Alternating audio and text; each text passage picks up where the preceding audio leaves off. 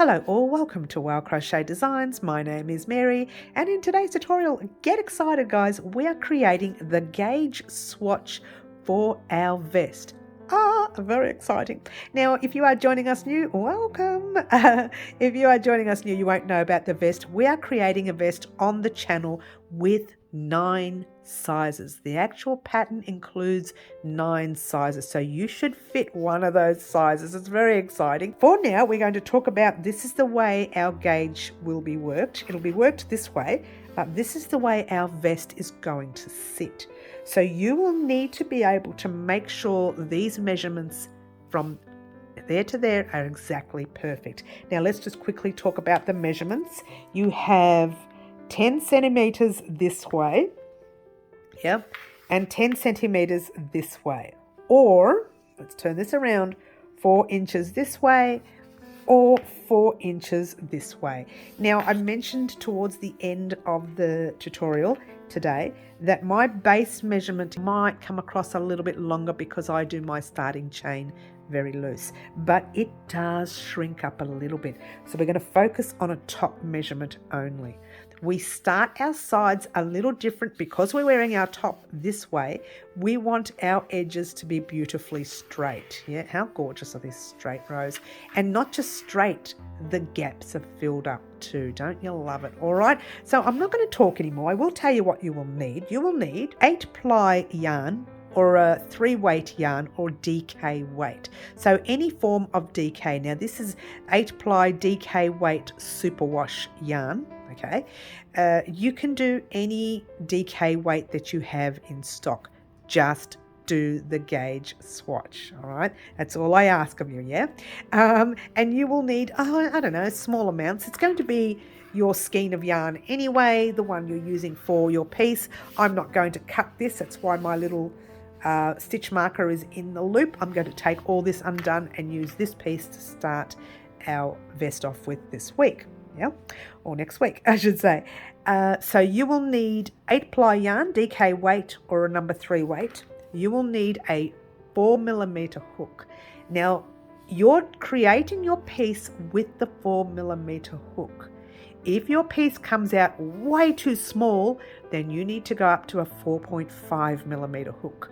If your piece comes out way too big, then you need to drop down to a 3.5mm hook. All right, so just focus. That's what we do with the gauge swatch. If it's too small, go up a hook size. If yours turns out too big, go down a hook size. But for today, I'm using the 4mm hook. You will need 2 stitch markers. Now I mentioned in the tutorial, I think I did, that there's a reason why you need to place your stitch markers here. And I said I'll explain in a minute, and I think I didn't explain. So let's just say, for argument's sake, the stitch markers there. On the way back, see how that stitch kind of falls back a bit? It's very hard to see this particular stitch because we're doing it differently than chain 3. It's not a chain 3, yeah? So it's very hard to find it. So really, I think it's important to keep your stitch marker in. All right, I don't think I explained that when I said I would. I think I just skipped over the explanation. So make sure you keep your stitch markers at the ends of each row. And if you're joining us new, there's a little tip here. Place your stitch marker in your loop, so if someone comes around and pulls at your work's not going to come undone. It's a bit of a tip that I use a lot on the channel, and there you go. All right, so that's it guys. That's all you need. 2 stitch markers, your hook, your yarn, and a little bit of excitement because we're going to start our vest next week. Good luck making your gauge swatch today. Alrighty guys, we're going to start off by making a slip knot. Grab the tail end of your yarn, wrapping it around your finger once and twice, holding it there and holding it down there. Grab that back loop, passing it halfway over your finger like so. Grab the other one, passing it all the way over, pop your hook in that little loop and just give everything a tug. Yeah, and let's bring this up a little bit. All right. We are going to make chains, and a chain is yarn over your hook, pull a loop through once. That's chain 1. We're going to chain, altogether we're going to chain, what do we want, 19, so we're going to chain 21. We want 19, so we're chaining 21. Doesn't make sense, but it will. So that's chain 1 and 2 and 3, 4, 5. All right, so go ahead and chain your 21. This is every one. 6, 7, 8, 9, 10, 11, 12, 13, 14, 15, 16, 17, 18, 19, 20, 21. All right, so what you should have is a gazillion chains. No, just 21. Not that many. All right, so now we are going to pop our yarn over our hook. We're going to pop double crochets in these chains, but we're going to skip the 1, 2, hang on, let's see how we're going. 1, 2, 3, and in that fourth one right there, the very top loop, we're going to pop our hook in that fourth loop right there. So we'll do that again. We're skipping 1, 2, 3, and right into the fourth one there, the very, very top loop like that. You pop your hook in, pull a loop through, 3 loops on your hook, yarn over, pull through the first 2, 2 loops, yarn over, pull through the last 2, and that is your double crochet. Now just to lift a loop for a minute, we're going to pop a stitch marker in our stitch here. Now let me just show you quickly what we've done. That stitch is the double crochet. We don't want it in there. We want it in the top 2 loops of the chain just before it. All right, so I'm giving it a bit of a stretch so you can see. Yeah. So what you have there is your 3 chains and your double crochets in the 4th chain. All right, hope that made sense. And now what you're going to do, which is very, very simple, yarn over your hook. In every top loop you come to, you're doing double crochets. So pop your hook in that top loop, pull a loop through, 3 loops on your hook, yarn over, pull through 2, 2 loops left, yarn over, pull through the last 2, and off you go doing just that all the way across your row. Look, I'm telling you, this vest is going to be so easy. The only difficult part you will have is just making sure the front, where the V area is in the front of our top, is straight. That's all. And that's not that difficult. Really, it's not. So just continue making your double crochets all the way across.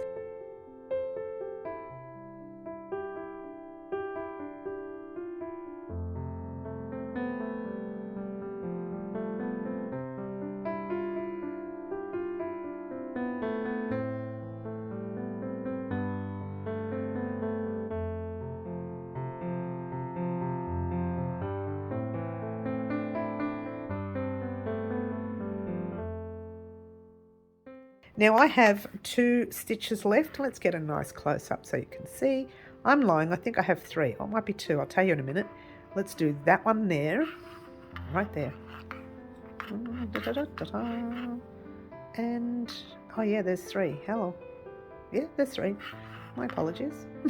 I thought I had 2, but no, it's definitely 3. And the third one, which is the very last one right there, and you can see the knot attached to that last stitch. So do your last stitch like so. And let's have a quick look at what we have. That's what you have. So you should have nice, gorgeous double crochets all in a row. And the way you tell the stitches and count the stitches, you are counting these little V's. I've left my pin somewhere, my needle somewhere, sorry guys. You count these little V looking things that you see right here. All right, so we're going to count those V's, including the one that we have our stitch marker in. So that's 1, 2, 3, 4, 5, 6, 7, 8, 9, 10, 11, 12, 13, 14, 15, 16, 17, 18, and that very last one is 19. So you should all have 19 double crochets. And now in this pattern, I'm going to actually start our square like we are going to start the pattern of our work. So in this pattern is going to be a little different with our starting of each row. So each row will start the same, but it's different to what we usually do. So we're going to flip our work like normal, right? Like you're turning the page in a book, however you want to. There's no chaining one, there's just flipping your work. So in that same stitch that you are in right there, see that space? In that space right there, you're going to pop your hook in the space, pull a loop through, and you have 2 loops on your hook, yarn over and pull through both those loops. That is a single crochet. But what we're going to do is do another single crochet on top of it, but not in the whole stitch, just in that base loop right there. I call it a side base loop. You've got a top one right there, and then you've got one right there. You pop your hook in that little loop, you pull a loop through, and I've split the yarn. Let's try that again. Pop your hook in the loop, pull a loop through like so, 2 loops on your hook, yarn over, pull through 2. What you have done is what a lot of people call a standing double crochet. All right, grab your stitch marker and pop your stitch marker in the top 2 loops of that very top single crochet that you did. Whoops, let's try that again. There we go. So that is the way we're going to start each row.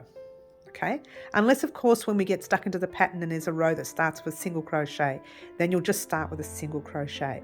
But mostly throughout our vest, we're starting our rows like that. But in the meantime, for every other stitch across, see how I separated it? So you can see the top of the stitch right there. You can see the space. You can see the big space near what we call the post. And then you can see the little spaces on top. They're the spaces you want to go into. All right, now if you're not sure, face it towards, you can see the little V. So yarn over your hook, we're going to do a double crochet in that top little V stitch. You've got your 2 loops on top and your post down the bottom, pulling your loop through like normal, 3 loops on your hook, yarn over, pull through 2, 2 loops left, yarn over, pull through the last 2.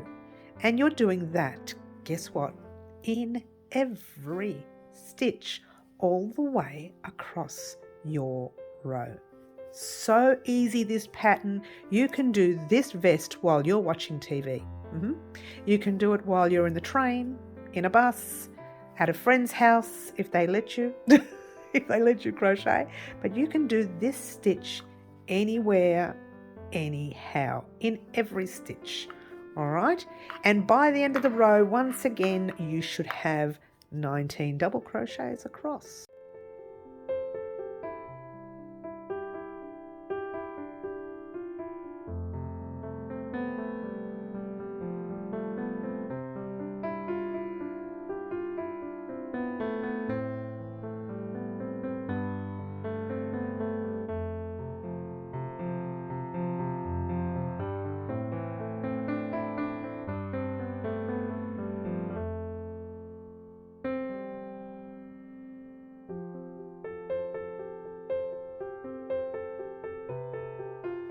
All right, so we're at the end of the row here. We have 1 stitch there, and then we have the stitch marker. So let's go into our very second last stitch, which is right there. And then what we want to do is do a double crochet in the stitch of the stitch marker. Now mine is really tight, I can see that. I'll try, but I think I'm gonna have to take my stitch marker out. Hopefully you don't crochet as tightly as me, but there you go. All right, and that goes to show that when it comes to tension, and this is why I want you to do a gauge swatch, because my gauge and my crochet is very, very tight. All right, so there we go. That's what you should have so far, and you should have 19 stitches across. Go ahead and count them. I'm not going to count them with you. I'm going to assume I have 19. I'll check off air in a minute. The reason I'm saying that is because that row that we just did is the repeat row. All right, so what I want you to do, I'm going to start you off again because I want to show you that starting stitch again, and then I want you to head off on your own. But let's turn around, no chains, we're just flipping our work like normal. We are going into the same stitch like normal, pull a loop through like that, 2 loops on your hook, yarn over, pull through both those loops. Then we're not going into that top loop, but we're going into the base loop with our hook, so passing that top loop, going into the base loop, if I can see it. Pop your hook in, pull a loop through, 2 loops on your hook, yarn over, pull through both those loops. Grab your stitch marker. Now I'll tell you why this is very important in this pattern. You need to put it through the top 2 loops of your stitch. Why we need a stitch marker in a minute.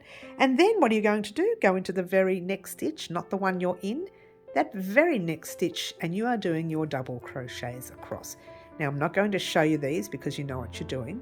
I'm going to stop now and give you some instructions. Now before I do, let me talk to you quickly about these side stitches right here. You can already tell how they are looking. They are keeping your work very straight.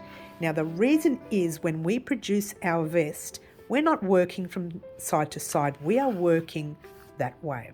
All right, so we will be doing our vest up and down, up and down. So we want to keep the base of the vest nice and straight, keeping it neat. We probably won't do a border. So the idea is to keep that straight, yeah? And to keep everything nice and neat, and that's what that stitch does. What it also does is it fills up the gap there so you don't have a big space between your stitches. And when you are working like this, you don't want to see big gaps at the base of your hip, your waist, wherever your vest is going to, yeah? So that's another reason why we're doing that stitch. The reason we're not chaining at the end of each row like I usually do is that sometimes when you're doing this stitch, when you chain, there's like a little lump that sticks out. So in this pattern, we will not be chaining at the end of the rows. Now, I'm sorry, at the beginning of the rows. And the reason I'm explaining this now is so that you understand the pattern for next week when we start. Very exciting. We're starting on Friday. Get excited. All right, so that's that. Now, your job, we've done 2 rows already. Altogether, your job is to have 11 rows complete. So you need another 9 rows. That's the one we're starting. That's your 3rd row, and then so on, all the way up to your 11th row. Then I want everyone to meet me back here, and then we will have a chat about our swatches or our gauges. And you can see the differences between your gauge and my gauge once it's complete. All right, so head off on your own, do the next 9 rows, and I shall meet you back here once you're done.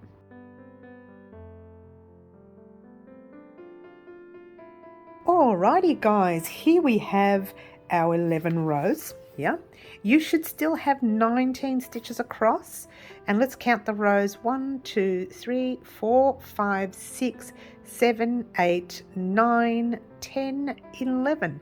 Count your stitches across. I'm not going to count them. I'll let you do that because I've already counted that off air. So what we need to do now is grab our measuring tape. Now this is very, very important. All right, for your top to work out, you must have an exact kind of measurement. All right, now I was going to measure the base, but I'm not going to do that, and I'll tell you why. The base I crochet very loosely when I start off with. By the time I get to my 5th row, my work has really tightened up. Yeah, so I want to measure the very, very top area of my work. That makes it the perfect size. Yeah, let me take out that stitch marker from the end. That's the last one we did. And this stitch marker here is just holding the thread in place. Because I'm not going to cut this thread, I'm going to take this undone and use it for the back. Yeah. All right, so you grab your measuring tape, and from there to there, let's get a close-up for you so you can see. From there to there, you have your 10, let me try that again. There, you have your 10 centimeters. See, as you go, it's 10, but when you go further down here, and this is why I say I like to measure the top bit, you watch the difference between the sizes. It's nearly, oh no, it's pretty much the same. Pretty much the same. So let's turn it around and do the inches so that our lovely people who use inches can see the inches. Whoops. And right there, exactly 4 inches. That's across your piece. Now let's do across the rows of your piece. Since we've got the inches available, we'll do the inches. It's 4 inches exactly, yeah? Turning it back around again the other way because I'm twisting it. We should have our 10 centimeters. Now let's explain why we need to have the same measurement. If your measurement, let's do it with this. If your measurement was a lot bigger, let's pop that under there.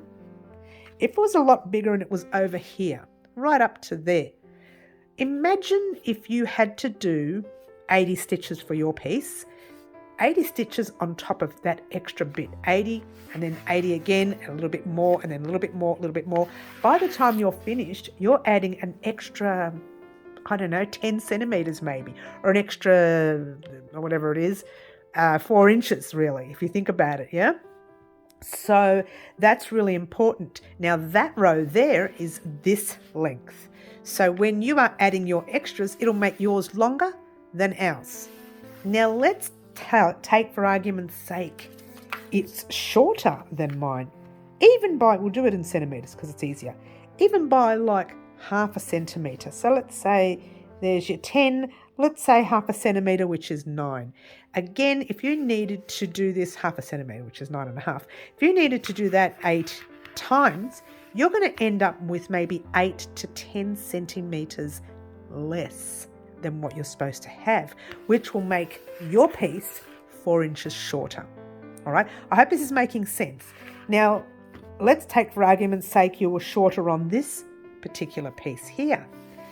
This is our width that goes from our one side of our underarm to the other side of the underarm, right? Not the back, just the front, say for argument's sake.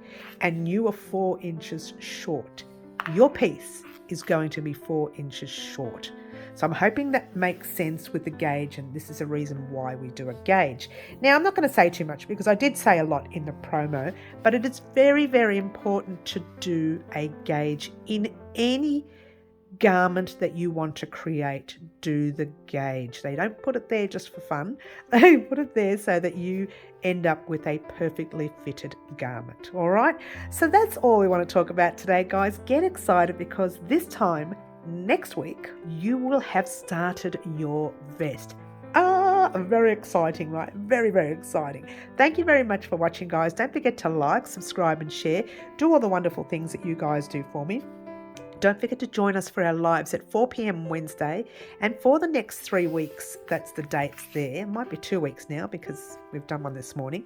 So for those 2 dates there, we will be doing lives at 10 a.m. Friday morning instead of Saturday. So marry that up with your country. All right. I usually send out a scheduled live for that one. All right. So those are our lives. Join us. We have a lot of fun. This Friday coming, we are going back to doing live antics. Now, live antics is when you, as a subscriber, gets to choose the color combination of our very next tutorial. Very exciting. And your name gets mentioned in that tutorial as well. It's all too exciting. It really is. Thank you for joining me, and I'm looking forward to making our best. Ciao for now.